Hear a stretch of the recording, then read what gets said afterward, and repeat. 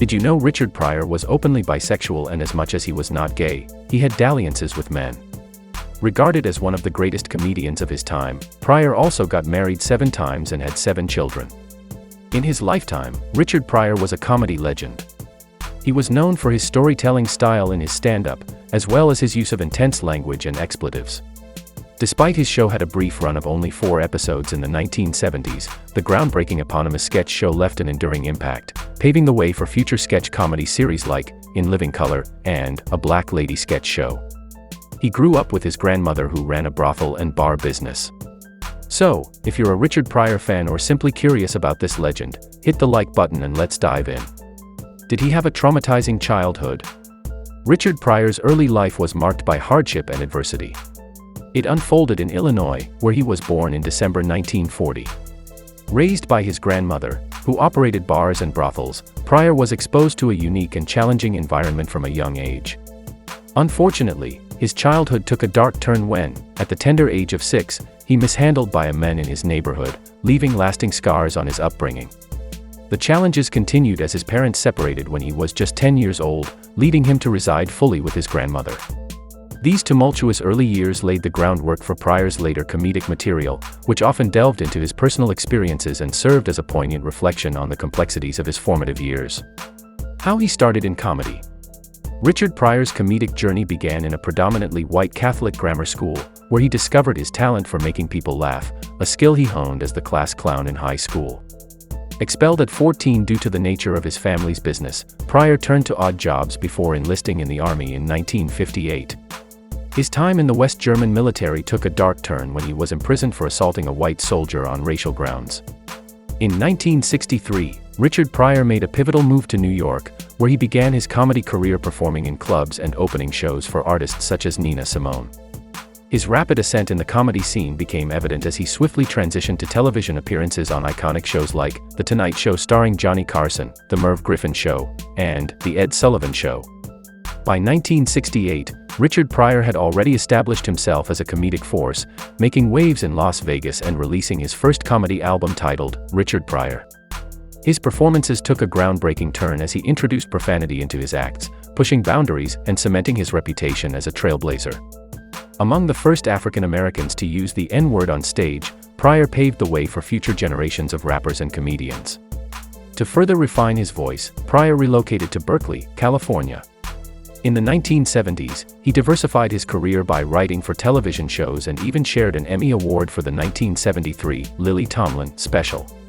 Transitioning to the big screen, Pryor made his debut in the 1967 movie The Busybody, and his filmography expanded to include notable works like Wild in the Streets, Lady Sings the Blues, Silver Streak, The Toy, and Superman 3. In a historic moment, Pryor became the first black person to host Saturday Night Live in 1975, further solidifying his legacy as a groundbreaking entertainer and cultural icon. Was Richard Pryor gay? Richard Pryor's sexuality has been a subject of discussion and revelation in the years following his death. In 2014, the biographical book, Becoming Richard Pryor, by Scott Saul stated that Pryor had acknowledged his bisexuality. In 2018, both Quincy Jones and Pryor's widow, Jennifer Lee, asserted that Pryor had a sexual relationship with actor Marlon Brando, and that Pryor was open with his friends about being bisexual and having relationships with men. This claim was later disputed by Pryor's daughter, Rain. Pryor himself discussed having a 2-week relationship with Mitrasha, a trans woman, in his autobiography, Pryor Convictions, referring to it as 2 weeks of being gay. Despite being married 7 times and having children, Pryor was known to engage in romantic affairs with men. His complex relationships and refusal to adhere to specific labels suggest a fluid sexuality. The revelation about his relationships challenges societal expectations and norms, especially given the potential impact on his career as a black comedian during his time. The discussions surrounding Pryor's sexuality highlight the complexity of identity, personal experiences, and the challenges individuals faced in expressing their authentic selves in different eras. Was he married, and did he have any children? Richard Pryor's marital journey was indeed a series of highs and lows, marked by 7 marriages to 5 different women.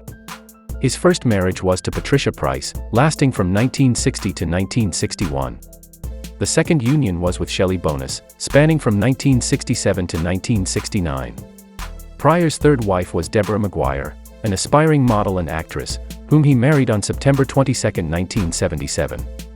Their marriage faced challenges, leading to a separation in January 1978 and a finalized divorce in August 1978.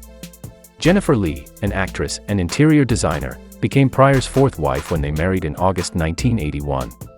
Unfortunately, due to Pryor's struggles with drug addiction, they divorced in October 1982. Despite the challenges, they rekindled their relationship and remarried on June 29, 2001, remaining together until Pryor's death in 2005. Flynn Belaine, an aspiring actress, became Pryor's fifth wife in October 1986. Their relationship faced turbulence, with Pryor filing for divorce shortly after their marriage. Despite a brief reconciliation, they divorced again in July 1991, marking the end of their second attempt at marriage. Richard Pryor children. 1. Renee Pryor, born July 20, 1957, the first child of Richard Pryor. Renee was born when Pryor was only 16 years old. Not much is known about her, as she has been mentioned only briefly in People magazine shortly after her father's death in 2005. 2. Richard Pryor Jr., born April 10, 1962, the eldest son of Richard Pryor. He is the result of Pryor's first marriage to Patricia Price. In 2019, Richard Pryor Jr. authored a memoir titled, In a Pryor Life, offering insights into his experiences growing up as the son of the legendary comedian. 3. Elizabeth Ann Pryor, born April 24, 1967. Elizabeth, born to Pryor and his girlfriend Maxine Anderson, is a professor at Smith College. She focuses on teaching about race relations in America and gained attention for her TED Talk exploring the history of the N-word in the United States. 4. Rain Pryor, born July 16, 1969. Rain is perhaps the most well-known of Richard Pryor's children. An accomplished actress known for her roles in shows like Head of the Class and Rude Awakening, she also authored a memoir titled Jokes My Father Never Taught Me, shedding light on her experiences growing up as Richard Pryor's daughter. 5. Stephen Pryor, born November 14, 1984. Little information is available about Stephen, born to Richard Pryor and Flynn Belaine, who later became Pryor's fifth wife. 6. Franklin Matthew Pryor, born April 29, 1987, the youngest son of Richard Pryor. Franklin, professionally known as Mason Pryor, followed in his father's footsteps as a stand-up comedian. 7. Kelsey Pryor, born October 25, 1987. Kelsey is the youngest child of Richard Pryor, born to Pryor and his fifth wife, Flynn Belaine. She tends to keep her life out of the spotlight, maintaining a private existence. His health challenges and death. Richard Pryor's health challenges were a testament to his resilience and determination. Diagnosed with multiple sclerosis in August 1986, he faced setbacks, including a mild heart attack in 1977 and a more serious one in March 1990 while in Australia. Despite reaching a point in the fall of 1990 where he couldn't get out of bed and was given a 2-week prognosis to walk again, Pryor, a fighter, enlisted a trainer and managed to regain his mobility. In 1991, he underwent quadruple bypass surgery, and by 1992, he had begun using a wheelchair. The comedian's health continued to decline, and on December 10, 2005, 9 days after his 65th birthday, Pryor suffered his third heart attack at his Los Angeles home. Despite his wife Jennifer's attempts to resuscitate him, he was pronounced dead at a local West Side hospital. Jennifer mentioned, at the end, there was a smile on his face. Pryor's cremation followed, and his ashes were given to his family. In 2019, his widow scattered his ashes in the bay at Hana, Hawaii, marking a final tribute to the legendary comedian. Richard Pryor's enduring spirit, even in the face of health challenges, left an indelible legacy in the world of comedy and beyond. Who inherited his estate and chaos that followed? In 2000, Richard Pryor Jr. filed for conservatorship over his father, Richard Pryor, citing concerns about the comedian's declining health. Disputes over limited access to Richard Pryor arose, leading to legal battles between Richard Jr. and Jennifer Lee, Pryor's seventh wife. The court ruled in favor of Jennifer, confirming her decision-making authority over the estate. Richard Pryor passed away in 2005, leaving a net worth of $40 million. Despite not having children with Jennifer, Pryor had 7 children from previous marriages, and posthumous disputes, particularly with Richard Jr., Elizabeth, and Rain, resulted in protracted legal conflicts within the family. Don't forget to share and hit the like button if you enjoyed this wild ride through the Richard Pryor's incredible journey.